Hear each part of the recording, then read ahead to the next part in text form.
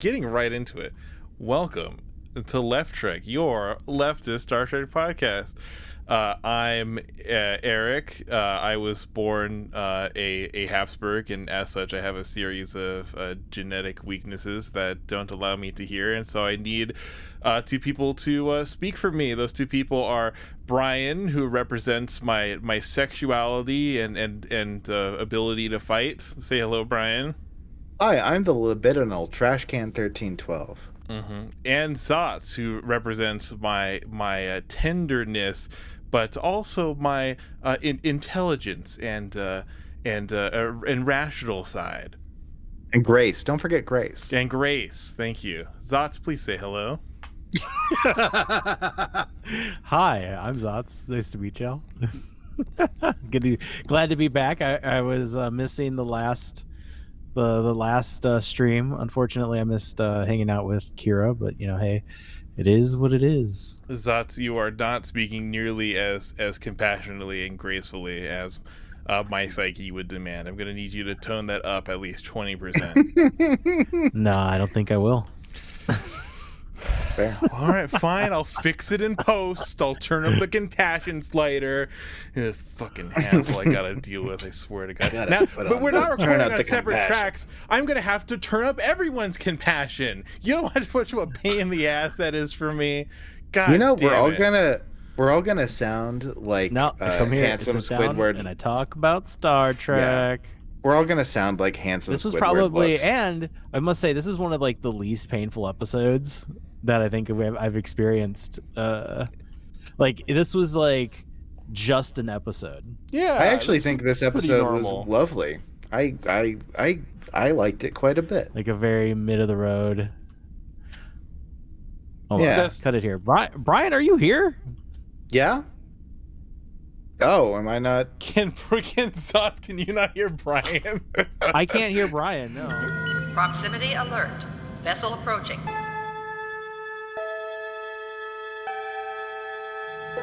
The vessel is hailing.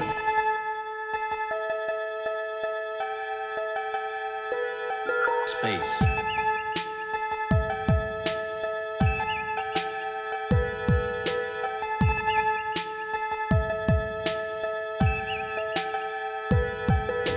Warning. Warp core collapse in 10 seconds. The reason why I didn't say anything is because I thought Brian was doing a bit. And also wasn't talking. This is Brian. They represent my whatever, and then they're just quiet. And I was and then you said the other thing, and so I was just trying to carry on the bit. I didn't realize that I just couldn't hear Brian. No, I called myself the libidinal trash can 1312. Oh, okay. Yeah, I didn't hear any of that. No. Once again, my reality is superior. Why has this happened? Why has this happened to your Discord twice? Well, the first time is because you had ThoughtSlam muted. You didn't have Brian muted though. No.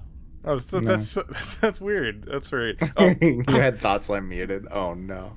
Oh yeah, you don't remember that? Oh, that was so funny. No. Okay, so I was talking. So in the pre-show, I may have inserted some of this in the episode. I don't remember, but we were talking and I was like, oh yeah, hey, it's a pleasure to meet you and all this stuff. Yeah, I was having just pleasantries with Mildred and Zotz just thought I was just getting completely stonewalled the whole time. That's right. I was like, damn, Mildred's doing them dirty. Eric's trying really hard here. Eric's trying really hard to be nice. Oh wow, this is great. This is good. This is good showmanship right here. This is comedy. If I talk to someone and I don't get anything back, I either assume that they're not here or that there's some kind of audio issue. Yeah, no, I totally thought that both these instances that it was somebody was running a joke, because here's the thing, Mildred has a dry sense of humor like that.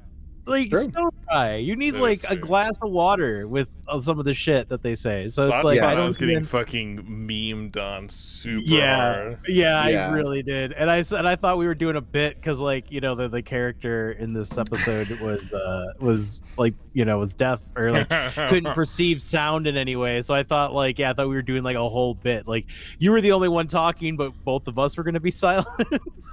I was gonna say that God. I should have looked ahead and then got a deaf person on, and then I realized That wouldn't work. There'd be some a bunch of other things that we'd have to set up. I have no idea how you figured that out. Yeah. Yeah. I not only do I not personally know they would any have to. deaf They would people, have to. We would have to like type out the conversation, and then they would have to do voice to text, or not voice to text, but like text to voice or whatever. I feel like that's one way to work around it. Well, Listen, we have to be. Unlike this guy, most deaf people can actually just like speak. They can just they can just say words. Yeah, there a lot of deaf people have the ability to read lips and also to speak, just because society demands it of them. Womp womp. And specifically, like, I'm very curious. Is this episode offensive? Is this an offensive? No, I don't think so at all. I mean, like someone might think so, but actually, like people at the time also wrote into the episode to say that it was deaf and hearing people both wrote in to say that the episode was really good. So like, I don't know. Thumbs up. 100 people surveyed on Twitter say. Well, I know, right? We posted. When I'm editing this tomorrow, I'll post it. I'll put a poll out. Like, is the deaf episode offensive? We'll see. If you put it on Twitter, everyone's just gonna say yeah. Yep. Because it's Twitter. Everyone's gonna be like, "Well, yeah, it was definitely offensive." I thought it was a little strange because for a couple reasons, but probably a lovely little piece of representation regardless. So the guest star for this episode, the person playing Riva, was a real life deaf actor, Howie Siego. I don't know anything about them, but yeah, apparently they are deaf in real life and have fantastic red hair. Really rocking that look. May I? Yes, please. Yeah. Howard Seago from Tacoma, another fellow Washingtonian. Hey, bud. Yeah, and also, this episode was made at basically at his request. Indeed, he petitioned the producers to make a deaf episode. Was he happy about it? I don't know. I'd be curious to find out. I'm sure he's spoken on it at some point.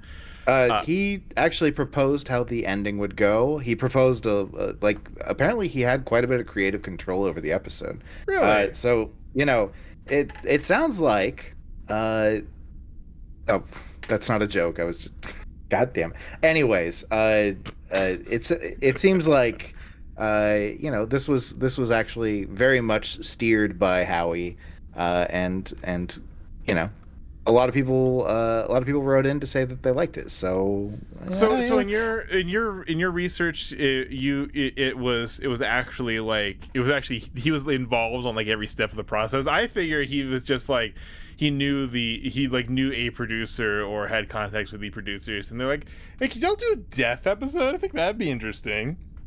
And they just did it in like total isolation, and then brought it back to him. So he was walking in and didn't know what to expect at all. Well, I don't think he was in on the writing process. I didn't see anything about that, but he definitely had input on what was going on in parts of the episode. Like, he steered things. Like, apparently there was going to be a mechanical device involved in his communication with his chorus, but he decided, well, not decided, but he talked it out with the writers to change it to make it about how this is like kind of a psychic connection, which then also it worked because of Troy and all that. Yeah. So it all turned out really good. I think this was a great fucking episode. Frankly. Really? Yeah. I wouldn't say didn't really great. like it for a few Great's pushing it. It was a good it was a good episode. It was an all right episode. Like it was good enough to the point where I was like, oh god, when are the fucking credits gonna happen? Like I mean, everything kind of, to be fair, everything kind of feels like a breath of fresh air after the fucking outrageous Sokana, which was just some of the most miserable last television episode, I've ever seen.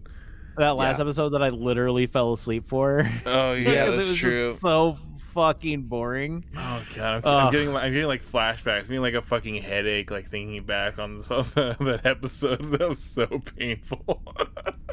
Well, like what I think is kind of funny is because it's like because of that last episode, I was like, oh my god, can they stop bringing on dudes onto the ship that just want to fuck anything with a vagina, please? Well, Please. it seems just- like they did not break from that pattern in this episode. Yeah. But But he wasn't an asshole. We had horny.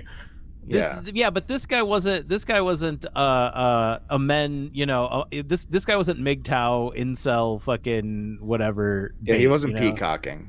Yeah. Yeah, he's just Yeah. like an ancient, like horny guy. Apparently, it's revealed that he's like centuries old, right? No, actually. I feel like they said that, but maybe this is just a technique that was pioneered by his family from centuries ago, and I'm just misinterpreting it. Yeah, there's some weird stuff going on with time here, but yeah, they say that he's like 30 years old in the episode, or is supposed to be like 30 years old. God, I'm trying to find where I read that. But anyways, yeah, he was supposed to be like 30 years old, according to this episode, and yeah, it doesn't really explain it a whole lot, but also was somehow around when the war with Klingons ended, because he or someone or a former Riva, maybe, I don't know how that works, it's never really talked about, is Maybe is it's like responsible for for negotiating the peace and teaching the Klingons the word peacemaker, creating a word peacemaker in the Klingon language. But no, I like how this episode introduced like a new character that was like still horny, but like kind of smooth, not really smooth about it, but like was like a little more gentle about it, right? Like he at least like had dinner with Troy first, Yeah. right? He wasn't just like He's a gentleman. yeah, He was a wasn't- little more like, I'm trying to find the words to describe this girl without being disrespectful, and a little less, damn you, a sexy bitch. And so, I really appreciate that. yeah, It was that nice. sums it up great. I thought there's some interesting thing. So did he come up with the communication method, the deaf actor, or So the 'cause it's very mechanical thing. Freudian? That like there were 3 different like aspects of self that were being. Yeah, I think that I don't know. I haven't seen anything about that. All I know is the mechanical system that was talked about before was something that got nixed in favor at Howie's request for to move towards the other direction, the telepathic and sign language direction. Okay. First, Yeah. number one mistake: letting actors make any choices regarding to the writing and the script. Never a good idea. Yeah, you Damn. end up with the card, right? Exactly. Yeah, well, that's true. Well, that's that's just true, one but it worked example. out this time. Well, It worked out that's- this time. Listen, that's just one example of it. Actors, fundamentally uncreative people. Oh. Left Trek. I'm demanding. Yeah, I suck it, Ben demand- Affleck. Absolutely. Listen, I demand, and we've done this before, and I will do it again. That Electric is at war with the Screen Actors Guild of America. I think I actually my called God. one of the episodes "Left Trek versus the Screen Actors Guild," or maybe I was going to call it that. I don't even remember which episode it was. Left Track v SAG. Well, But we really appreciate. Hey, we really appreciate that they get good health care for actors. We just don't like actors. We just don't so like there you actors. Actors, fundamentally uncreative people. That's why Critical Role is bad and Dimension 20 is good. Because comedians, better. But I'm sorry. Any actors out there, or anyone who respects actors out there, couldn't be me, but one of you, one of you people. My apologies. I'm sorry. One of you actor lovers. Oh god.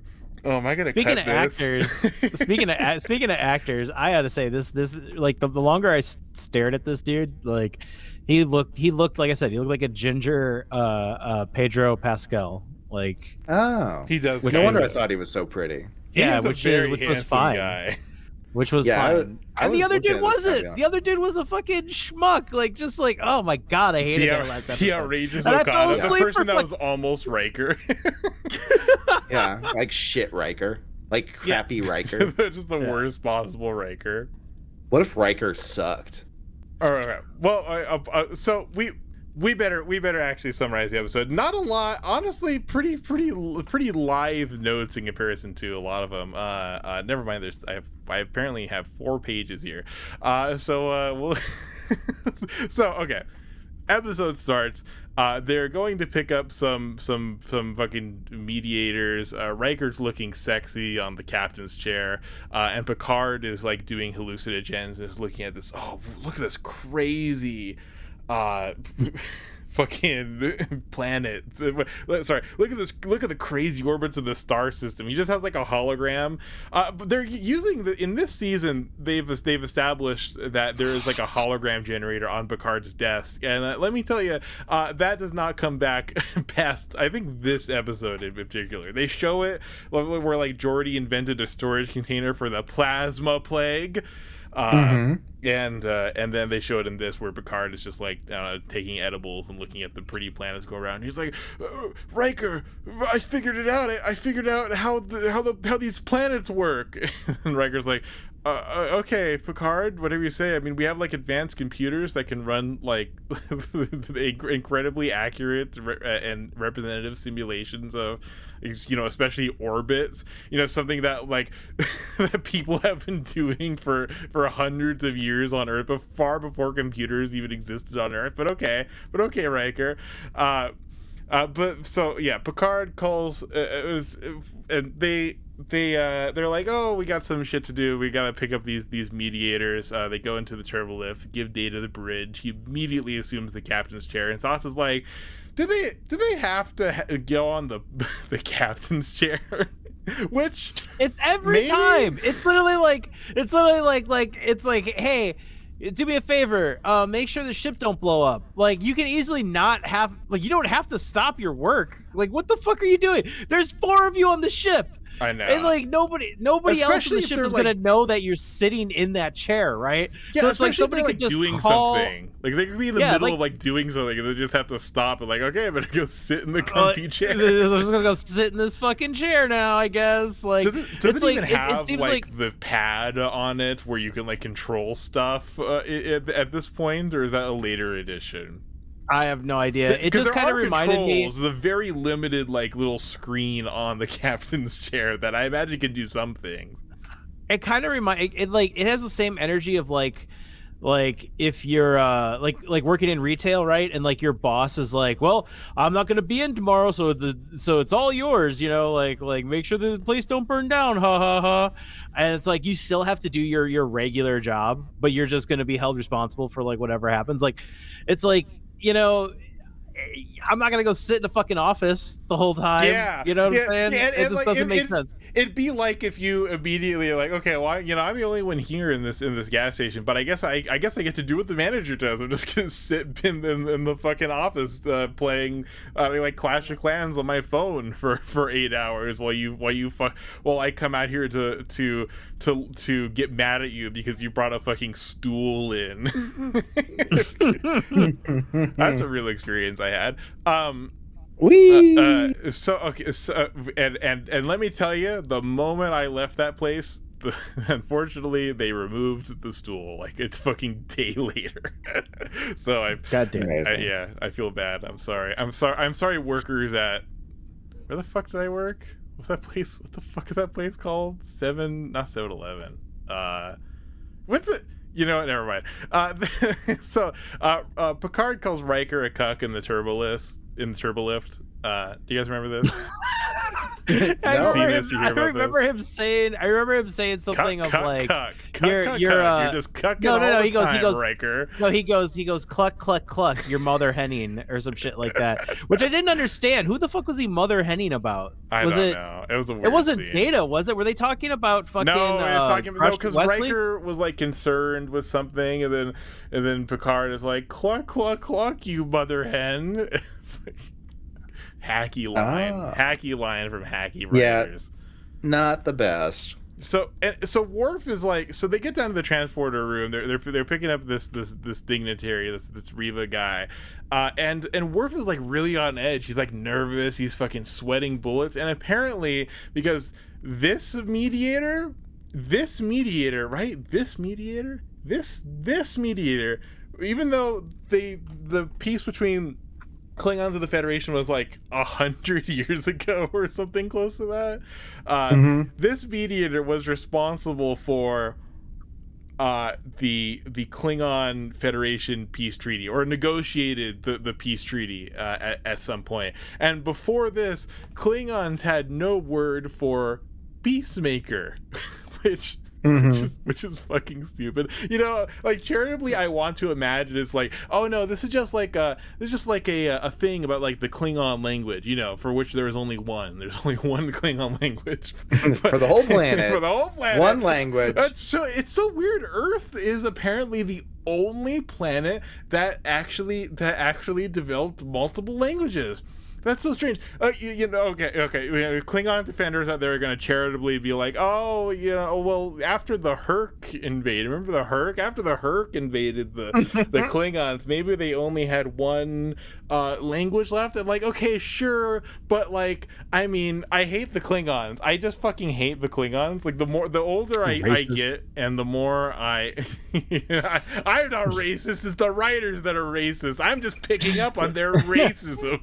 Yeah, the thing is picking up on it. Well, yes, I'm sussing out their racism. I'm calling it out. You're on blast, writers of Star Trek. Yeah, the way that the Klingons are written is incredibly racist. Yes, absolutely. Like, I mean, and frankly, the way that a lot of the aliens are written is like they have to reduce them down into like just one thing, and it's stupid. It's like classic hacky bullshit for like any, even in fantasy this is the case. Like, oh, there's only one type. There's these lizard people, right? And they all look the same, and they all do this one thing. They're all like involved in the tree that makes them drink their sap. So they're all part of this hive mind, except when they're not. The Elder Scrolls call out here. And then sci-fi writers do the same thing. Like, oh, okay, yeah, there's this planet. There's only one language. They all do the same thing. They all have the same culture, which is what the Klingons are. People try to go and defend the Klingons, but no, the Klingons are a dumb adversary for the Federation. They should not be where they are. I just, not only do I really hate like the framing of like the Klingons, and that like ends up like weakening Worf's character after they like develop it, because he's so obsessed with maintaining this like imagined past of his like Klingon heritage that is not even remotely representative of like every other fucking Klingon, and that even becomes text, and it's revealed, oh no, he's got Superman syndrome, he's so strong, and the world living with all these humans, everyone is so fragile that he developed into a cultural reactionary in order to facilitate everything around him just being so weak after he kills a guy while playing soccer or something. It's fucking stupid. I thought it was hate rugby. What Parisi squares, whatever the Parisi squares, fucking something. They were doing something, and he headbutts this other kid, and it kills him. And he's like, "Oh no, the world is so fragile. I'm gonna become MAGA."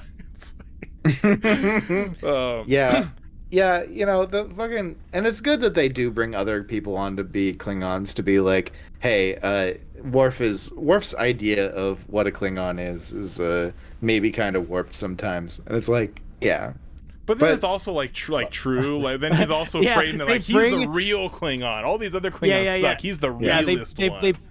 They bring a bunch of people. They bring a bunch of people in blackface and tell the one black guy that he's going a little overboard. Yeah, the one black guy playing a Klingon gets told by a bunch of people in blackface that he's not a real Klingon. Well, and the worst part is, Yeah. and a very subtle thing that I know I've talked to Brian about is that anytime they want like a character to be cool, like they want to show a character and they want to show that they're hip to it. You know what I mean? They're hip to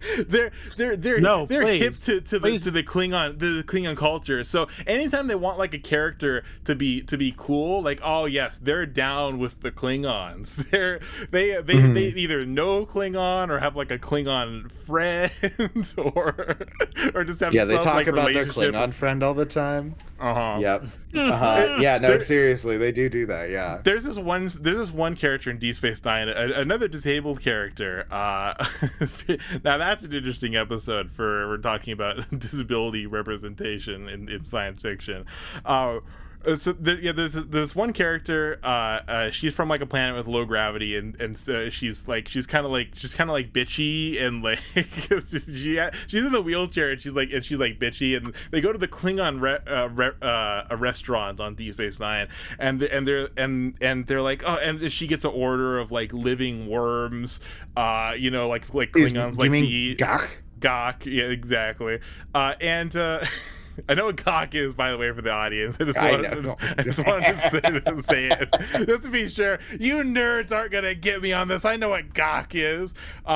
And so they're like, and she's like, excuse me, I can't eat this. And the doctor's like, no, it's really not that bad. You got to give it a chance. But then it reveals that no, she's actually cool. She starts speaking to the Klingon guy in Klingon, and then the Klingon guy is like impressed with her. It's like, aha, I love a customer that knows what they want. And he tosses the worms and he gives her better worms.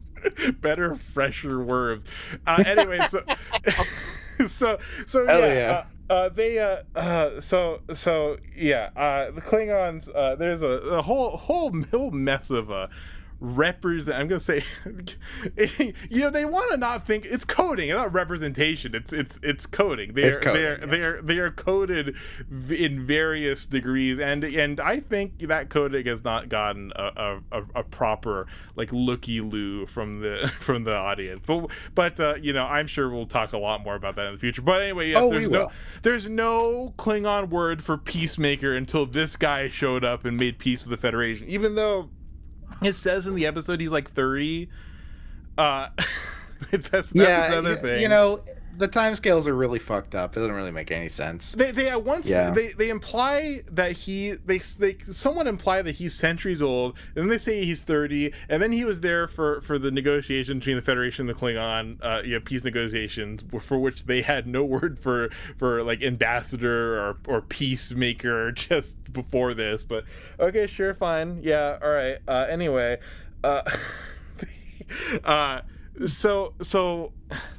who the fuck knows what's going on with this guy? Anyway, he comes on board. He doesn't come on board. They come down to the planet, and this very handsome, bearded, red-headed man comes up and just stands on a little podium, and then three people come out. One like nerdy-looking guy who's gonna be seen a lot in. He comes back a lot in like Deep Space Nine and a few things. He's like a recurring extra. The officers come down to meet the dude, and they end up running into the most well-oiled polycule that you'll ever see in any galaxy. So true. Two guys and a girl. One guy's like a nerd, one guy's a jock, and then there's the lady. That's Q's wife, by the way. That's the John DeLance's wife, apparently. So they're like, oh yes, I represent artistry and science, and then the guy starts like talking about like the importance of art or something, and then the main guy gets him to shut up. Was he talking on his own, or was the redheaded guy, was Riva talking through the nerd? Or was the nerd just going rogue and talking about how important he is? Because is there any difference? Well, Riva like looks over and then like shuts him up. So like I don't know. What the fuck ever. There's, You know, there's is there a difference though? Because you know they're all just like they've created this effectively a 4-person polycule hive mind. well, You know, there is a they're just all constantly talking God, to each other. You well, know? like God, any good imagine, polycule. hold on, hold on. It's not good. Imagine being in a polycule and everybody, and like you don't have to answer, or it's extremely easy to answer. What do you want for dinner tonight? Like that's Amazing. it's just done. Like Well, everybody gets it because like that was the most dreaded fucking question for any relationship, not just polycules, but like anyone, friends alike, you know. But yeah, there is what a one dream. like leader of the polycule in this case, though, which you know, which is an unspoken taboo thing to speak of in other galactic polycules, but yeah, so but there's one leader, so they're speaking through him, like he says, he does the words, and they just pick up on like what tonality of the words he wants, and they independently say it. It's kind of complicated, but whatever. The point is that these three, one represents the anarchy of lust and war, or you know, whatever the fuck he said. No, sorry, it's the anarchy of lust, and that he's also the warrior. Then the lady is balance and harmony, and this is a very, if anyone's familiar with like Freud, like everyone knows about like the id, ego, and super ego, but there's also but people don't speak about how like id is generally referred to as, well, not generally, but is referred by Freud as like the warrior and Adonis, and the ego is the artist and scholar, and the super ego is the harmony and balance between these parts. And people like to think of it as like layers. What it doesn't matter. Freud is dumb and it's stupid. Pardon me. So for some reason, even though this guy is like famous and super important, nobody knows. Not a single person knows about his interpreters. It's a surprise that they have to explain to like every single person that he ends up meeting, because apparently even though this guy is one of like the best, most confident, most super negotiators in the entire world, no one knows about his incredibly like unique and notable method of communication. But so he's deaf. The reason he has people speaking for him is that he is deaf, and so he can't speak. I love to hear a deaf person talk about that. So he's like congenitally deaf as well. Yes, so he has like a gene for not be. Oh. Yeah, a lot of people go can't deaf. Process sound like in his brain, like at all. So I guess he doesn't even have the concept of like making sounds with his voice, because he doesn't even understand like what it is to hear, because his brain literally apparently just doesn't process that. Like they talk about that medically later on. Mm-hmm. Yeah, Pulaski comes out with the save to the whole thing, being like, "Hey, just." Can't process sounds at all. Can't understand it because part of the brain just doesn't do that. So the reason why he has this genetic abnormality is because he's royal. It's present in the royal lineage, and they talk about They talk about what they don't talk about the Habsburgs, because the Habsburgs version, everyone loves talking about the royal, they get like hemophilia. Like hemophilia is one of the lesser consequences of the royal breeding programs. Like I've been listening to a lot of like stuff about the 30 Years War recently, and there's this great piece about, I think, Charles V, how like most of us have like 64 I think great grandparents, or something like that. I get the math here. Most of us have a lot of great grandparents, and this guy had 4. He had 4 great grandparents.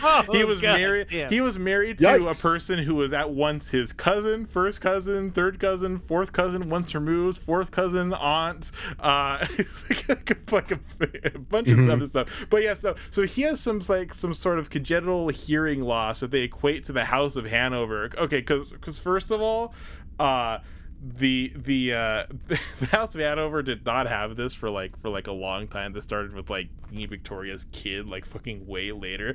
But I guess they didn't want to like bring up like the Habsburgs, who are, you know, who King Charles was. Is one of, I hope it is Charles and not what, who the fuck cares, these people Some have no royal historical significance. Yeah, fuck the royalty. Fuck Who the gives a royalty. shit? But so Yeah, the fuck 'em. Habsburgs ended up like this guy ended up with having like a jaw that was so like thick and like misplaced that he was constantly like drooling like out of his mouth, and he couldn't like speak properly. He had a lot of issues. He had rickets. He weighed 80 pounds. It turns out inbreeding not good. Very Not extreme so inbreeding. cool. Not good. Apparently, the consequence you know of being what? like a Hey, real superior- player in Hey, you know Europe. what? Superior Western society. You Oh, know, yeah. these are. Very much Yep. so. Yeah. Yeah, you know, love a little bit of inbreeding in the royal family. So this guy is the most handsome product of inbreeding ever created. That's the opener. Good job. So, oh God. So the guy simply has no gene for hearing. He starts talking to Troy, and only the handsome one, the guy that loves to fuck and fight, wants to speak to Troy, which presumably means that he wants to fight her. So he The other kind of fight. He kind of uncomfortably like puts his hand on like everyone's chest on the bridge crew, including like, apparently he's like trying to like suss out where their soul is. So he puts his like hand on Data, and he like can't find the soul. I guess I don't know what that was. Oh shit! He really got along with Pulaski, didn't he? they were just chopping it up.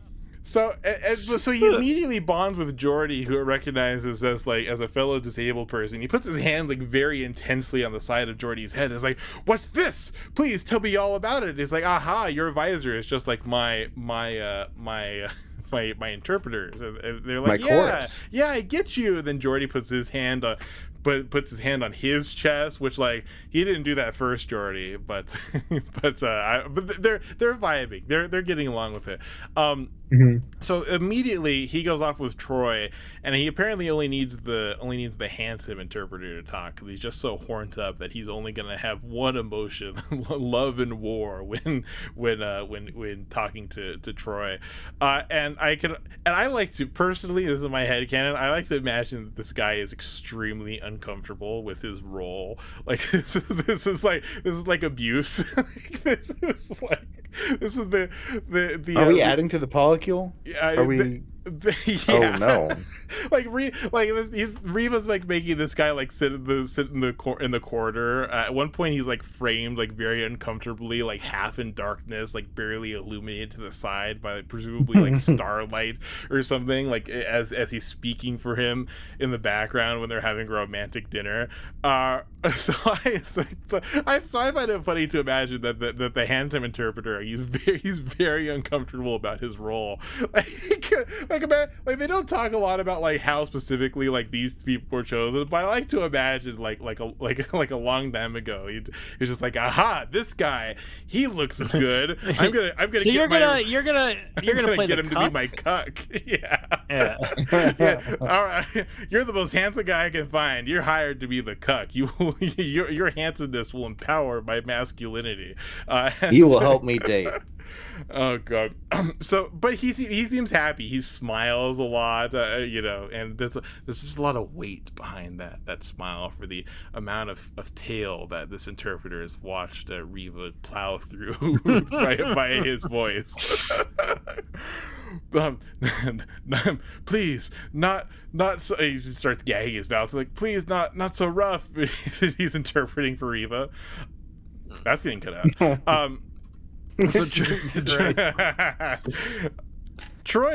So Troy directly asks, like they're having uncomfortable dinner, and Troy directly asks, like, this guy gonna be around the whole time? And Riva's kind of cagey with it, which means he definitely has to watch. Yeah, well, yeah, because Riva kind of gives like a cagey answer. He's like, I don't know, maybe it depends if we find a way to speak to each other. And so, like, you know, if you're out there, the answer to that is yes. If you're asking something because you're uncomfortable about a situation, and the other person like gives you a cagey answer, the answer is the thing that they feel would make you uncomfortable. So I like how like this is like another instance of like how this dude is like a better like sex guest than the last episode, because the last episode, that guy not asking you what you like in bed, but he had a doesn't body give a shit. count. No. Zotz. It's all about the body count. Doesn't give a fuck. Now ask a question. This guy's like, you're like, oh, does your interpreter have to be there? Well, if we can't communicate, then yes. Like putting a thing on there, like hard, like I do not feel comfortable if this progresses with not being able to ask you what you need. You know what I'm saying? Like that's powerful shit. Okay, that's nice. That's but Troy here's the asserting her thing. agency is what you're saying. Yeah, well, yeah. Yeah. Oh. So, but here's the really big thing. Okay, is that it doesn't matter because Troy and Riva end up being able to communicate with each other, and the motherfucker leaves the room. Yeah, he leaves the room, and then there's a scene where like they're trying to communicate with one another, and at this point, it looks like he's doing ASL specifically. Like he looks like he's signing, but and Troy is kind of picking up like generally what is going on. I don't know in this case he's actually signing or if he's just really good at interpretive gestures. That part I don't think was signing. Like when he was doing the here's the surface level and then there's the stuff in between. Yeah, I mean, explain, maybe it is. Works, I don't know.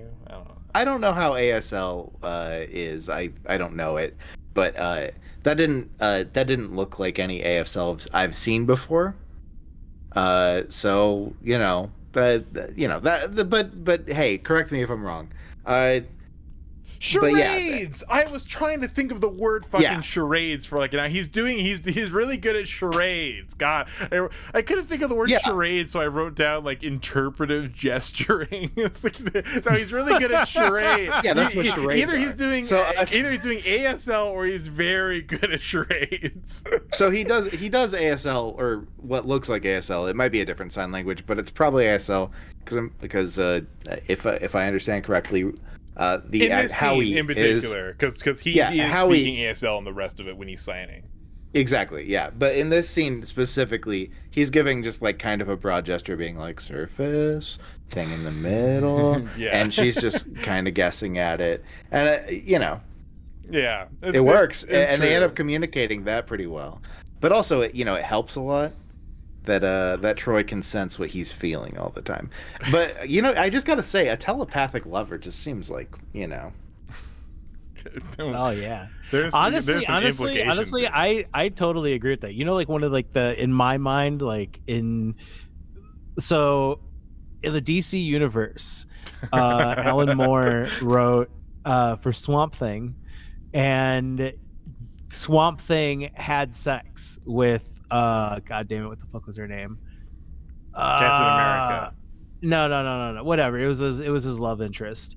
But anyways, Swamp Lady. And the way that Swamp Thing Lady. No, that wasn't it. Arcane. Her name. I know her last name was Arcane, but whatever. I think it was Arcane. Fuck it, whatever. The point is, how they did it was he produced a yam or like something that looked like a sweet potato, and she ate it, right? And they have like this like cosmic because the thing is, it's like Swamp Thing Swamp Thing in touch with the green can like is molded. His consciousness is molded in part to anything that's like plant based. Like literally anything. So basically when she eats the yam, he like fills literally every cell in her body, like, and it's just like this, like, the show pictures is like this Oh my mind-blowing God. experience, and I'm like, yo, let's fucking go. Let me do that. That would have been an interesting alternative to this episode. It's not that he's deaf and he speaks through people, it's that he's a swamp creature and he communicates through producing various tubers that the people can eat so they understand each other better. You know, that kind of rocks. Honestly. I know. I'd I'm watch laughing, that. but that does rock. It's cool. that's a really dumb scene from Alan Moore. I love you, Alan Moore. That's great. What a great dumb idea. I love it. And you know what? I hope to see exactly that happen on the next season of Lower Decks. I never finished the season of Lower Decks because I'm like scared about the even though everyone keeps telling me that Strange New Worlds is good, I'm like too scared to watch it because I'm too scared to have more hot takes about how I hate something that friends of mine like. Because you've been hurt before. I've been hurt so many times. I'm very wounded in this aspect. So I'm afraid to watch Lower Decks, a show that I actually like, because I'm afraid that, like, oh, what if it's bad now? What if Kurtzman got his greasy little hands on it? They made them do, even though they never once even fucking mentioned New Trek on Lower Decks in the first season. Now they're doing a crossover for the concurrent TV show. Like, I don't know. That seems like a studio note. That seems like something that was not done by the writers. What? Sorry, getting off topic. What doesn't matter? That's obligatory New Trek hatred, just just thrown in here, like the Left Trek way. So there. I have a quote here. That's not an actual quote. It just says. It just says, "This is the part of me that does all my sex." Here's my sex yam.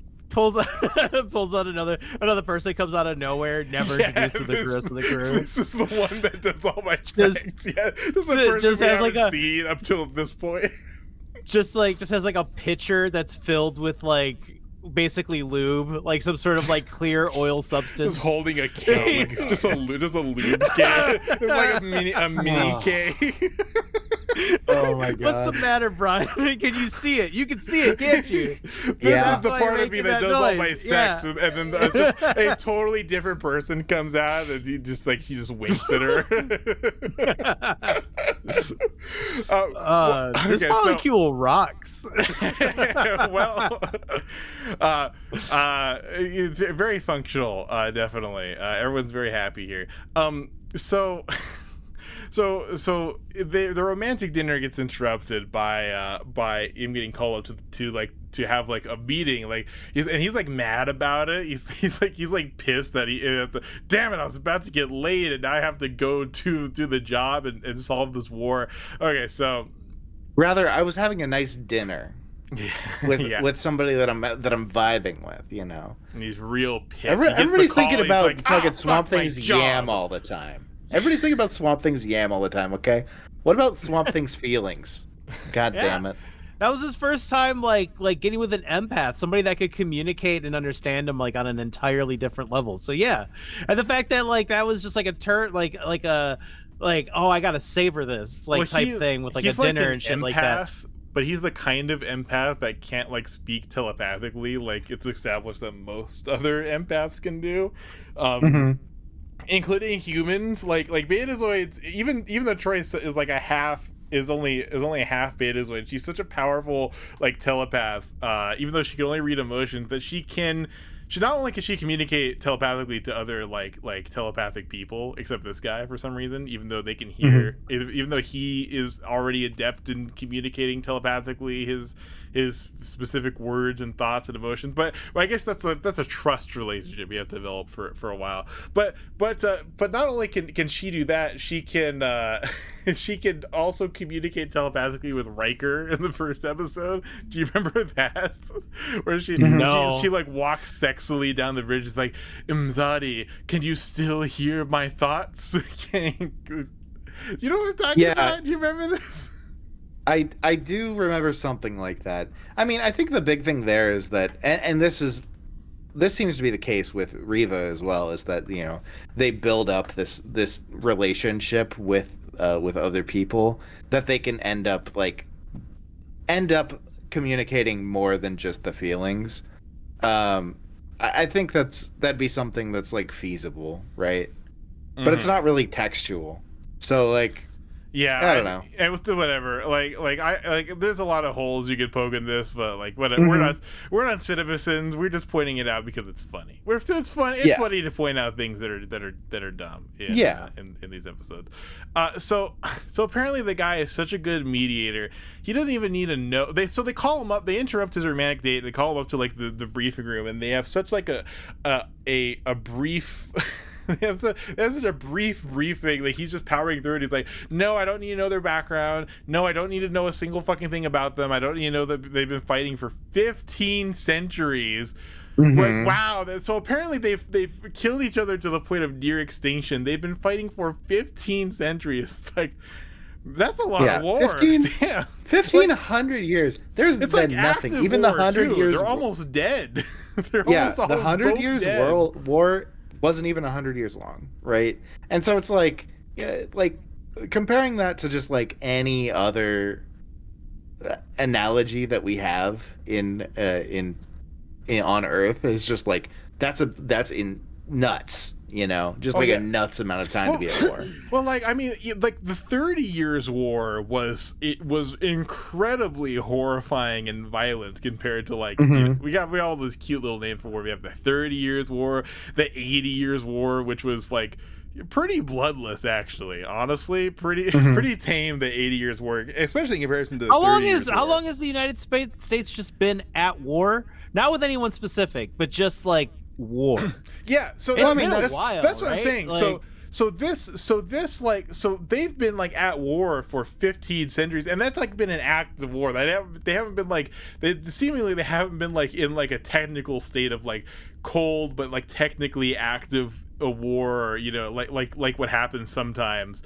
No, they've just been like straight on fighting to the point where they're both nearly extinct. Now, they're from neighboring planets in the same system. Is that correct? They're in the same star system. I believe they are. So they come in, they'll start explaining this. He's like, that doesn't matter. Who fucking cares? I don't give a shit. He brilliantly asks why has it changed? Why do they want peace now? And everyone's so taken off guard by this question. It's like, wow, this guy's such a good mediator. No one ever thought to think about what changed. Why is this the first time apparently they want peace in 15 years? 15 centuries. 15 that's so long. That's so long. And they've been waging interplanetary war. There's no way anyone remembers why they're fucking doing it. At that point, it's just a sport. Well, like, that? Yeah. Yeah, like, it's Hatfield and McCoy at that. Yeah. And that's kind of hacky. I mean, where it's like where they're like, oh yeah, no, it's become personal. No one even knows why they started fighting. And like, is that consider? I consider that hack. Is that not hack? I mean, like not that things like that don't happen in real life, but that's just such like a common thing. It's like, oh, we've been fighting for so long, we don't even remember why. Like that's so omnipresent in like any like remotely like war stories, like in fiction, especially like genre fiction, where they establish these two sides. Like, oh yeah, well, we don't, no one cares, no one knows, no one cares. We're fighting because that's what we've always done and what we keep wanting to do. It's like, okay, sure. I mean, the whole thing is with that justification, it's basically saying like, it's basically revenge for slights that have happened recently, but the original cause of the war or whatever conflict that we're talking about is lost to time. Which, I mean, hey, that'll happen. I mean, hell, that happened recently with what was it? Fucking like Iraq and Afghanistan for the United States. Both of those places were just like, wait, what's happening? Wait, why is this continuing to happen? And Vietnam as well. And so there's like, there are real world precedents where there's things, and if you really dig, you can find those because it's not 1,500 years. But like ultimately the people just were fighting those wars and not really for the reasons that were originally outlined, and new reasons were developed all the time. So it's like, there's a reason it's like a thing, right? There's a reason why that's a a trope, because it is often it happens often enough. Sure, but I think the context is different because in all of these like pieces of media where this is present, the context is that like they've forgotten why it is they fight, and just like that as like a premise alone is like. It's just that as a very premise is like immediately like establishing, it immediately like has a message. It's like, aha, war is pointless. They don't even know where they're fighting, and they're still fighting. Look at this. But like in real conflict, even the ones that you've mentioned, like no, they're still kind of fighting for the same reason. Like even in like long wars, like previously mentioned, like 30 Years War, they're still fighting over things. Now the real reason why the 30 Years War happened is because this was like a process of not only like ambitions of like kingdoms and empires, but also because all these people realized that, God, there's all this like gold just all around all these fucking Catholic churches. We should probably this Luther guy is talking some real sense when it comes to me going into our local monastery and taking all of the gold candles and melting them down for so I can have my own gold codpiece, like us Protestants do. But whatever. It's a whole thing. But yeah, but like, I mean, maybe it's different here because this has been going on like for 15 centuries. That like, yeah. Well, maybe if we're gonna pick one war where this is representative, even if it is a hacky trope, this could be it. This 15 centuries is a long time. Nobody was alive that was fighting 15 centuries ago that is still fighting during this episode, because everyone has died. They could be like immortal and they've just been fighting for but so they long. but they didn't. They didn't. They didn't. That would don't be make funny. Don't do that. That would be funny. Dead. They did that on a different episode. That's why they were on like the Hell Planet. Up.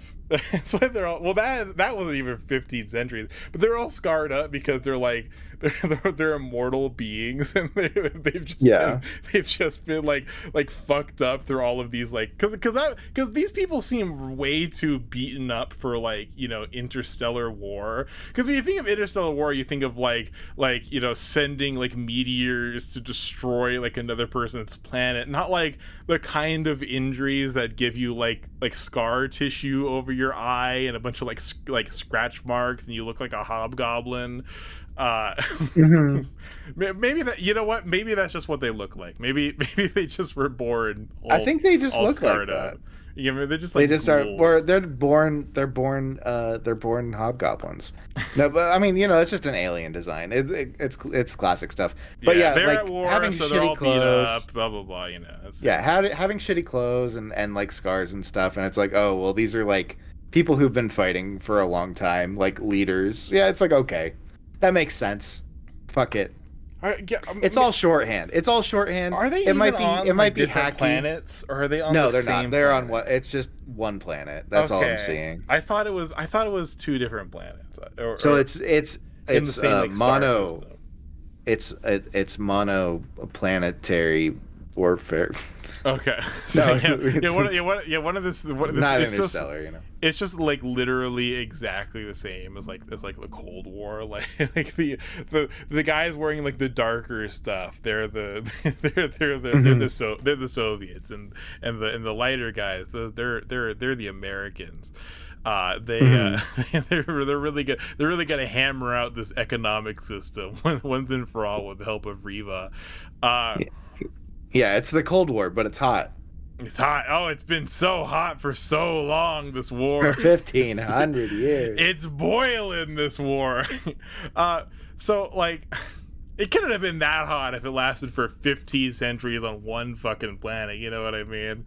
I don't know. It looked pretty fucked up. they did look pretty fucked up, but like I don't know. I feel like it wouldn't take that long for everyone to kill each other. Of course, How it's like this is a fantasy thing. They're just making some shit up. I They're just know. this is just. I This is said fake. we're not This is all- cinema sins, and I'm cinema sinsing. I'm You're sorry, cinema I'm sinsing. cinema Wait. sinsing. Here, Eric. Yeah. Here's what it is. Uh-huh. The two species just reproduce like fucking wild. Like they just like have like a crazy reproduction system. Like they're just the second, like It's like exactly the rats. opposite of my immortal theory. They're just like they have like a litter like every like couple months, and and they only live for like a couple years. Also, like I think they're one naturally. species. I'm pretty sure it's one species. This is two factions. Yeah. Oh, okay. Yeah. Well then, like Yeah. whatever. Then like then that's. Oh, well, They no, just they're kill both, each yeah, other they're a both lot. doing that. They're both like they both have like litters and short lifespans, so they're just like sending like these very quick generations at one another onto like this front line that's existed for 1500 And years. Baby and war. that's how like everything can like keep going is because like they never like they just there's always just enough so people many to of like them. yeah they can just like that it doesn't really affect them really like it does but it doesn't. yeah. What changed? Maybe like I don't know, like the nuclear holocaust eventually made it so that they instead of having 9 children every month, they can only have like 3 children every month, and that's just not sustainable for can't do it. this 15th century war. So okay, does Troy and the guy have dinner twice, or did I just mix up these scenes? No, just once. Okay, now it's the dinner scene. But I don't remember exactly what's going on here. So the guy leaves them. Blah blah blah. Then they come back up. I don't remember the order of these scenes. What? But anyway, Riva so they're like they like started fighting again apparently when they get there, and Picard like tries to hail them, and it's like, hey, stop fighting. Then they're like, what the fuck is the deal? The Riva gave us his word that we'd only speak to him, and I'm like, okay, well, this is probably something that Riva should have told Picard, in that briefing that they just had. Seems like a pretty important one, but Riva's really it's very apparent that Riva's like really cash with this whole thing. He's very so confident. casual. He's never failed in negotiation. He just he just really knows he's gonna nail this. He doesn't need to study. He doesn't know what the fuck they're fighting about. Whatever. So Riva is pissed so Riva gets pissed. He has to leave his romantic dinner. Apparently that's at this point. So the aliens on the ground like look exactly the same when they're on the view screens. I thought they were different species on like 2 different planets, but like no, they're just both hobgoblins, and they just are warring on this one planet. So he picks a spot on the planet. Like Riva is like sitting down and they're looking at like a screen, which apparently was like an actual screen and not like what they usually do, which are like these either like post either effects that are like added in post, or they're like just like optical like light up things that they have just like timed, I guess. I don't know. Interesting, the technology that they're working with here, like behind the scenes. But anyway, so he has a screen. He's looking like topographically over the planet. And he's like, aha, this spot. So I thought that it might be significant, the spot that he's picking, because it's on one of the planets, but there's only one planet, so I mixed up. But that raises another issue, because like so he picks an elevated spot. There's a nice matte painting in front of like a very like cheap and shitty set, but this is Star Trek. That's expected. The matte painting is very nice though. That's what it's for. So he just picks some fucking spot. He knows nothing. He knows nothing about these people's culture. Oh shit! Brian's like, what are you doing? What the fuck are you? What are you talking about? The same episode? What do you mean? What do you mean? It was the Battle of Zambrano. There was what? This is the site of a battle that I missed. This is the site of a battle. Okay, called the Battle of Zambrano. and it's a hilltop in the battlefield that they chose to do this at. It's symbolic. Okay. Well, that's still Okay. So All right. Gotta set the vibes for negotiations. But there's like some old like Stonehenge looking like sites out here. I just figure like maybe there's some like cultural significance beyond. Apparently they did. Apparently I missed it. There's the Battle of Zumbrello, of Zumbato. And that's a great site for doing peace. Okay, fine.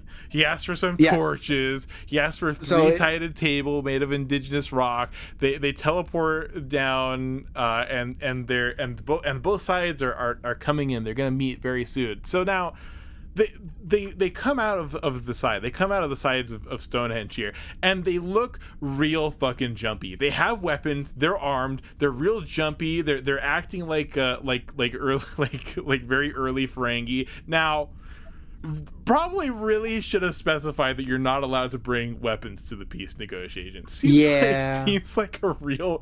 I wrote that down before I even remembered what happened. So yeah, real bad to bring these like real jumpy looking goblins here to do peace when they both have like annihilation, like a big ass fucking like TOS style energy weapons. They're really suspicious. They're just like jumping around. They're kind of like aiming their weapons at everyone. They're like provoking one another, and so one of them freaks out. Is like, no, never peace. not really knowing why this is happening, but whatever. So, and he just fucking blows up the interpreters. They actually look away. I don't even know what effect this is, but all the interpreters are dead. So what happens is one of the aliens from Mars Attacks shows up. And then shoots him with the skeleton beam ray. Oh, okay. Because Yo, put in the effect right here, because that sounds funny. The effect is whoa. Don't traitor! It's gross. It's gross. I love it. I was like writing notes. I like missed it. I looked away, and all the interpreters are dead, and Riker's giving Riva a hug. I did see the guy shoot the guy that killed the interpreters though, and then I saw his like flesh melted away, and he turned into a skeleton before like exploding or vaporizing. Just vaporizing. Their skeletons all vaporized too. It just their skin went away, and then their skeletons went away too. Sick as fuck. Love it. So one of them freaks out, kills the interpreters. They all beam up, and the other guy from the faction that didn't just kill the interpreters is like, no, Riva, we need you. And like so the only people down there are this guy like screaming to the heavens, and the other two factions, and the other faction which has like two people, and I wonder how that went. They did so. Apparently, they didn't kill each other. I guess we don't know actually what happened. We just know that they're still going to do the peace talks. But I guess they didn't kill each other. It's probably an awkward thing, and they're both just like, well, all right, we'll call it here. Come back tomorrow. Yeah, I guess I'll go back, and you'll go back, and maybe we'll try again tomorrow. I don't know. Is that all? Is that all good? Can we if we get Riva back, can we try again tomorrow? Will that be all right? I'll put it in my schedule book. Okay. Yeah. Okay. Well, all right. If we see the torch lights up, we know that he's back. We'll know from the torch lighting. You know, even though this is like a pretty enclosed space, and that's not like like a torch, like a signaling torch, and not like a torch. It's even far away. It's more just like a raised brazier. But okay. Once they light the torch, we'll know that we can come back, and Riva will be back, and then we can show up. And we can keep hashing the stuff out. And maybe we should establish a no weapon rule next time. Maybe no weapons. Fun. Like everyone's armed. Like even fucking Riker and Worf were both armed, and I was like, well, that seems like a mistake, but okay, all right, yeah, they all show up with Mars Attacks guns to the peace negotiations. All right, cool. So the guy's mad. Riva's mad. He's speaking sign language, and I was really hoping initially that that this I had in my mind that this actor wasn't deaf and he's not actually speaking ASL. He was just told to look like he's speaking sign language. Like I really that seemed like a real Star Trek thing to do, but no, this is an actually deaf actor playing this deaf character, and he's actually speaking ASL. It would be incredibly Star Trek for that to happen, but they actually got a deaf actor to play a deaf character, and you know, that's great. Now, a surprisingly good thing from Star Trek, early Star Trek. Now, this is more the bare minimum. We love to see it. Bare minimum. Thanks, Star Trek. Now, you know, hey. Now we're talking late '80s, early '90s here, okay? Like, you know, there were still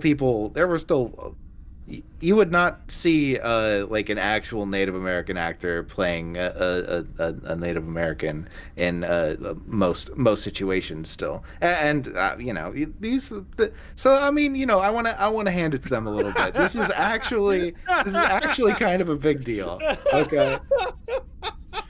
Okay, Brian. For the 90, for like 1990. We'll give them a fucking cookie instead of just like a Nancy Pelosi clap. Yeah. This is 1990. It's kind of a big deal. So so you have like the universal translator in Star Trek, and that's why everyone's speaking English, because everyone's got a translator in their ear or their brain or both or something that like automatically processes everyone else's language. Now, this guy's definitively doing ASL. He's an alien. Yeah. There are people don't realize this, but there are a lot of different, you know, like languages of sign language here on Earth with long traditions. With you know, some very new, some very old, and you know, you just like normal languages, just like spoken languages, and this guy, and so. There's really nothing that you can like reason out for why he's speaking American, why this alien telepath is doing American sign language, and then they're like I have no idea what the fuck you're saying. Data, go learn sign language until you figure out which one this guy speaks, and then go interpret it for us, please. Now it's just that scene is very funny when it's like when he's just speaking American sign language. They're like, Data, go figure this shit out. I don't know what's happening. Yeah. And Data doesn't know really it. Being like the one time when somebody like realizes that like Data solves all their problems. You know what I mean? Or, like, oh, we're being invaded. Oh, the Data is super strength, and it's just like, okay, you know, like, yeah. Well, you'd also think that like the universal like translator would be able to do something with like a gestural language, but I guess not. I guess that's not how it works. Whatever. I mean, you know, Darmok and Gelada Tanagra was enough to baffle it. So you know, it's true.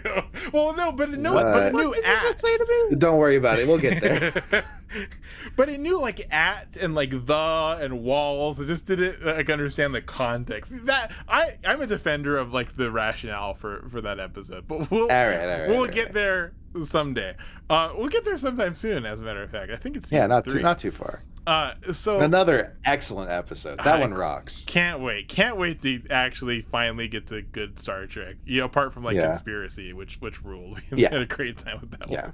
So okay, so Riva's freaking out, and Picard like grabs his head and makes him look at his face, and it starts screaming, "You're not alone. We're all in this together." Let me scream at you, deaf guy who has never heard anything in his life. Amazing stuff. Let me literally grab your face and just start screaming at you. So he says like, Data, go learn sign language. It's like go ask Pulaski if there's anything you could do to just fucking cure this guy of his hearing loss. Okay. Seems very funny. Like even if that did work, like he's still gonna have to learn like the language, you know.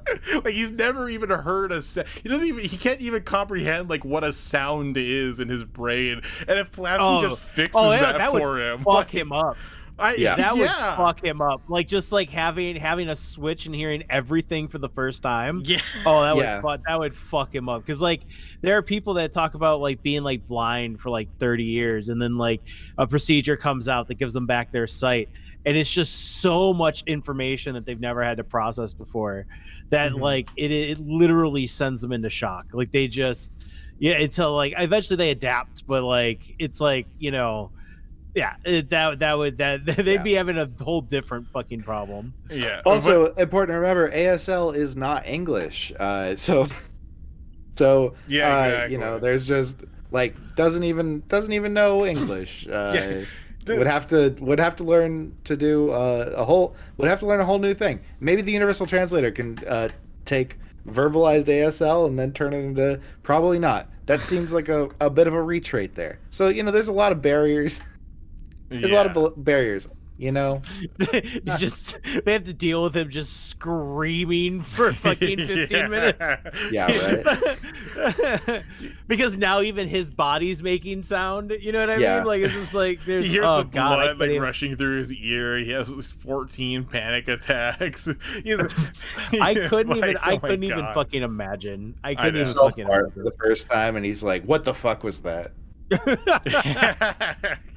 so it's kind of weird. So apparently he's speaking some kind of like, oh my god, I'm getting a fucking call. Don't traitor! Where were we? What the fuck were we talking about? So data, sign language learning. Yeah, so data narrows it down to 5 different types of sign language, and he looks at he's like, okay, I'm gonna study every single one of them.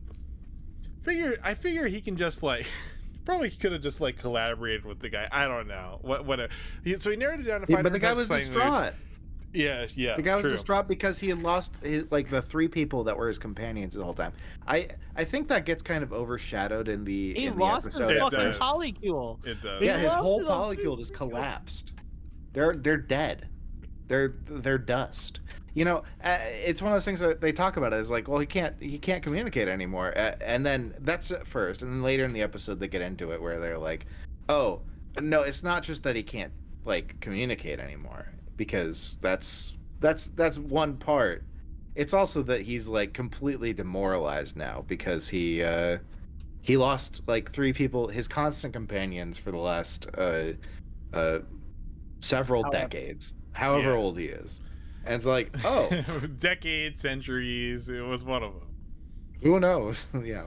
Yeah. So Data narrows it down to 5 different types of sign language. He moves them all, and he's like looking really fast over like hands like moving, and then descriptions of like what those hands moving say, including like context and stuff. So the guy is so they ask Pulaski to go fix his blindness, and Pulaski's like, can't fix his blindness. There's no medical way he can start hearing. His brain is literally incapable of receiving hearing. That's how we realize that. Really seems like he should have thought about this whole thing a bit longer, considering he was like risking everything on he was risking everything on getting all this like set up, and 2 like goblins come out and start like shooting at each other and kill all his guys. Like I don't know. I mean he even says like, oh yes, this was very arrogant of me. I couldn't have, after Data starts like translating for him, like I thought nothing bad could happen, and this is like, yeah, well, you know, kind of, you clearly you feel bad, you feel like you failed, but like I don't know, it seems like this is like criminal negligence, like this. It's not just like a slight oversight. It's not like he got like a little sloppy with it. He was so sloppy with it. There's not a way that he could have been sloppier with it. Like what could he have done to even to do this worse? Like, I mean, there was just no security. I think one of those things is like, yes, he went down there expecting there to just be like a peaceful situation and that everybody was going to be low key. As you said, Riva incredibly carefree. Yes, and that ultimately led to this happening. So like it's also stated that like this isn't like this the reason this happened is because there was just like one lone radical that like fucked everything up and everything should have been fine. But like I mean even which seems like kind of a like Troy's like, it's not his fault, it was only one guy, it doesn't represent like the people there, and it's like, well, I don't know. I mean, it represents us like. It represents like a sub-faction. I don't know. Like, expecting there to be somebody trying to make an assassination attempt at one of these things is like, obviously, of course. Yeah, but you don't expect somebody to attack maybe the mediator. That is kind of like unexpected, I guess. But like, you expect them to attack each other. The guy specifically targets the mediator. Like, they're not even like shooting at each other. They attack the guy. He's like, no peace, no, bang. Yeah, I'm gonna turn you into skeletons. With my AOE, my AOE skeletonizer. Yeah, classic. So yeah, it was it was his fault. It was also the fault of whatever rogue faction this guy that shot him belonged to, or if he was just acting alone. People got their motivations, but they never go into it what the motivations are down on the planet. It's completely unimportant what's going on the planet. That's a MacGuffin. Yeah, Picard's like hanging out in his ready room. Data walks in. He's like, "Okay, I learned sign language. You're going to demonstrate the entire mastery of sign language that I developed." Apparently, he speaks M9 sign language, which I guess is American sign language. It's M9, some sort of galactic sign language. That is identical to ASL.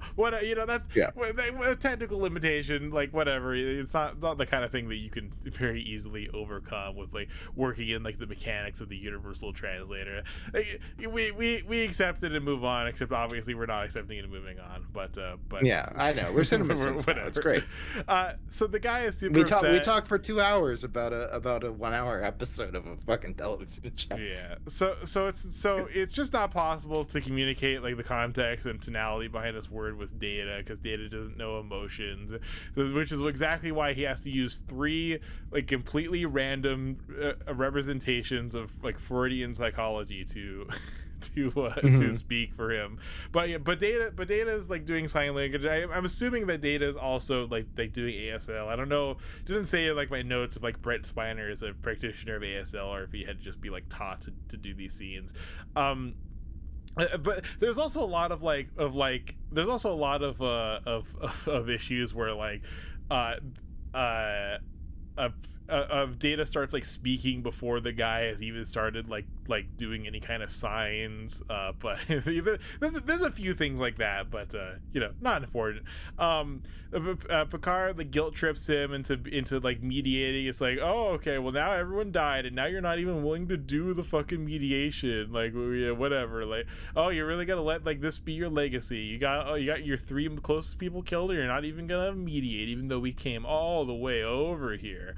And we cut to a very weird kind of out of place scene. So Pulaski is sitting with Geordi in the medical bay, and Pulaski's like, "Hey, I can give you prosthetic eyes. They're gonna be like 20% like with less visual acuity, but you won't be in constant pain anymore. We forgot about that, didn't we all? I forgot about that. Did both of you forget about it? That Geordi through all of these scenes is in constant pain because of either his visor or because of his like or his implant or like just whatever's wrong with his. He's just in constant pain because of his visor."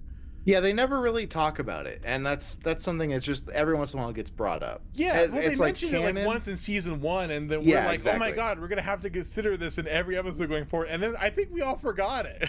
We all forgot. I think Geordi's in constant pain forever. I think Geordi forgot it. I think that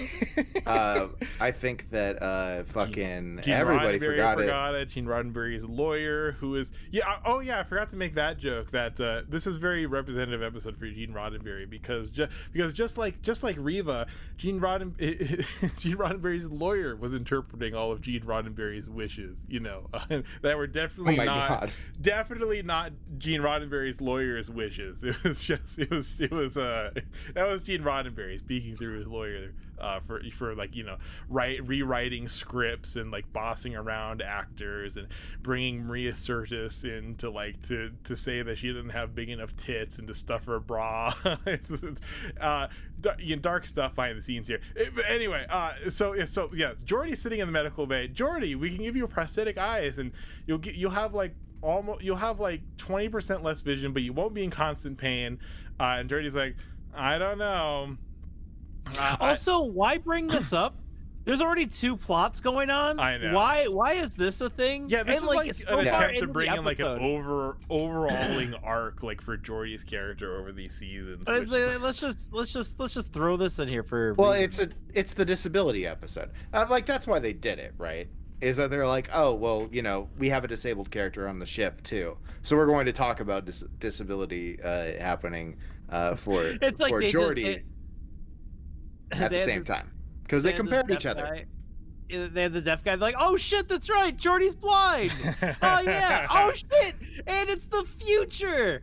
Fuck, we can do something now. Mm-hmm. Well, and Geordi and Pulaski's like, we don't have to give you the prosthetic eyes. I could also just regenerate your ocular nerves. And Geordi's like, well, I thought that couldn't be done. And Pulaski's like, I'm such a fucking good doctor. I've literally done this before, but you wouldn't be in constant pain anymore, Geordi. Didn't you want to do that? And then she's like, okay, also, but there's risks. You can never go back to wearing your visor. It could just not work. Like, I don't know. She then like rambles off like very quickly like the side effects. Jordy's like, I don't know. I'll think about it, and then it never gets brought up ever again. Spoilers. This never gets brought up again until like the very last episode of the Next Generation. Yeah. And there's a few times that things happen, movies. there's a few times that things happen. There's a few things that happen that are like, Geordi got sight back. But it doesn't really get like a permanent solution until, or not solution, like a permanent situation until later on, and much later on. So and it's barely talked about. Yeah. So Data and Troy go down to speak to Riva. And Troy is like, oh, if you're not going to do it, then I'm going to have to go do it. And it's pretty clear immediately that, like, I don't know if this is just me remembering, like, the episode, but it's pretty clear that Troy is trying to get his confidence back by, like, accusing him that, like, oh, so what's the trick to this? Tell me the trick, and I'll go mediate for you. And then the guy has to explain, like, no, my job's actually really complicated. It's like, so you mean it was all your chorus? Your chorus was the one doing everything for you? It's like, no, it wasn't just all my chorus. A lot of it was me. And then it's like, oh, okay, I get what you're doing. I need to turn one of my tricks is that I like to turn disadvantages into strengths, and Troy's like, well, why don't you do that here? And the guy's I like to turn genius. failures into opportunity. I like to optimize when I'm trying to megamize. You gotta think of your portfolio. The guy starts talking about his grind sets. It's like, according to I follow a lot of this ancient philosopher Andrew Tate. Oh my god! Gotta re-energize, reorganize, re-engage. Awful. Let's go. So yeah, I don't know if this is just me like remembering this episode, but then I immediately was like, oh yeah, okay, so the plan is, and let me tell you if this is like foreshadowed or if it's just me with having seen these episodes before clairvoyance, but he's gonna teach the guys how to do sign language. That's turning his disadvantage into strength. Part of the peace process is he's gonna make the delegates understand American Sign Language. Cool. I mean, I get like it makes sense, right? Yeah. That you're trying to kinda- get people to works. like It works. work together, to sit together, to learn something together. And I've heard other people talk about like mediation and how that like one way to really get through to people is to get them to like work together. And this is a way to get them to work together. So Team like, building. it It's a team actually building makes exercise. it is basically, and that this is a great way to do that. You're going to get everybody to learn a language together. Now, is that a huge undertaking? Yes. Would there probably be better ways to do this? Probably. But you know what? It works well with the episode thematically. So fuck it, right? Yeah, I think it's fine. Mostly this was me just trying to remember if this was like how well they foreshadowed this, or if foreshadowed this very specific plot point, or if it's just me remembering what the plot point is. But either way, it's a nice plot point. It's kind of sweet. Honestly, I like it. Yeah. So they materialize back down, and they bring out the big old table, and they turn on the torches, and they have like a big old fan blowing on Reva's cloak. We get to see the same crappy set with the same beautiful matte painting in the background. So they're gonna teach the delegates sign language, which this whole thing once again seems kind of risky and not thought out of the way, considering they spent like 5 minutes on this planet and 3 people died. But hey, whatever, everything's solved now. There's a long process ahead of them, but you know what, everything's gonna be fine. So they bring back the table, they turn on the torches that no one should be able to see, but they indicate that Reva's back apparently. Whatever. They reveal that they're going to so that's when they reveal what's going to happen. They're going to teach them both sign language, and episode closes. the end. Everything tied up in a nice little bow. Like, you don't have to think any harder than you already did. Like, it was a show. Like, it was a whole ass just like, oh, that was a neat story. Like, wasn't stupid, wasn't offensive. Like, it was kind of thoughtful. It was just kind of nice. It was just kind of like, huh, okay. Like, it's perfect. Like, okay, I'm gonna go to bed now type shit, right? Like, it's a complete story. Gets you going, like, it gets you to like a good place to stop. You know what I mean? Yeah. Yeah. Well, yeah, and that's really it. Like, that's the long and short of it. And the episode with some interesting stuff to talk about. Wasn't bad, but then again, this episode seems like a fucking joy, a dream. It seems like fucking Citizen Kane did every good thing that's ever been put into television after the fucking outrageous Okana. God, don't remember that, please. Forget that episode, please. Oh God. Yeah. Well, so I was thinking about like coming up with some kind of clever rating system or something. Yeah, the real like pod father of this podcast, which is the term I've heard used sometimes, is a podcast called Dragon Ball Super. And one thing they do is they rate the episode out of 7 Dragon Balls. Zot, what would you rate this episode out of 7 Dragon Balls? Come on, try harder than that. It should at least be like, I know, I'm joking. Something related. Okay, how many? The actual one I thought is rate this out of 3 mediators. Oh my god. How many skeletonized mediators out of 3? I'm gonna give this 3 out of 3 skeleton mediators. I think the 3 out of 3 would mean there's no skeletonized mediators. So you're skeletonizing mediators based upon the lack of quality in the episode. It's a very complicated rating system. Yeah, this is a little rough. I'm gonna go. Okay, so I'm gonna say that just 3 mediators. 3 mediators. I'm gonna say this was very nice. And I don't know, if I were to make this out of like a higher number, it wouldn't be a perfect score. But if we're limited to 3, I'm gonna go ahead and just give it 3. Zots, please rate this out of 2 warring factions of hobgoblins. As in 2 full warring factions is good. Yeah, one out of 2 warring factions of hobgoblins. Go ahead. I guess I'll give it a 2. It's a good episode. For me, this is a great episode. More of this, please. Eric, can you Yeah. can we get 1 out of 8 officers at the ready table? Can we get a score out of 8 officers at the ready table?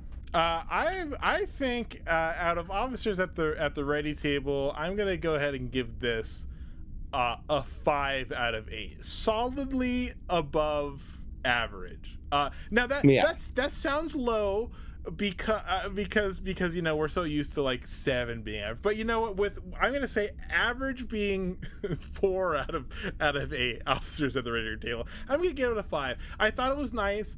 All the problems with it are really like just me being shitty about like the logic of it.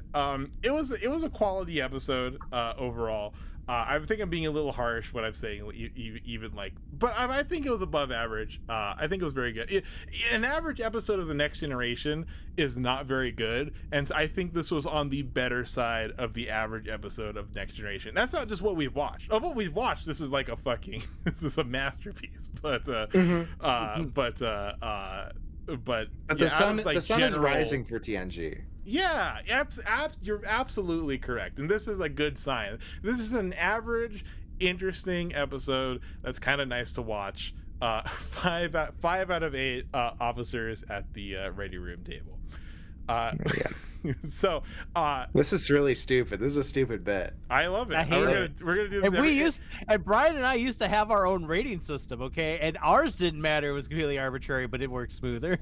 Is this for the legendary toilet talk, which I'm still not familiar with? This is for Bricks and Molly's. I forgot the other our thing. music review show. Yeah, which people still ask like if it's ever coming back. And I was like, yeah. We'll answer that here for anyone that's stuck to the end of this episode. Is Bricks and Molly's ever coming back?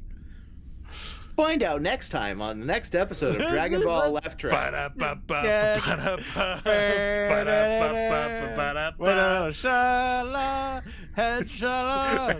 We started singing 2 different Dragon Ball things. Good night, everybody. Bye. Good night. Good night. Listen to me. You are not alone. Do you understand? We are all in this together. Now. There!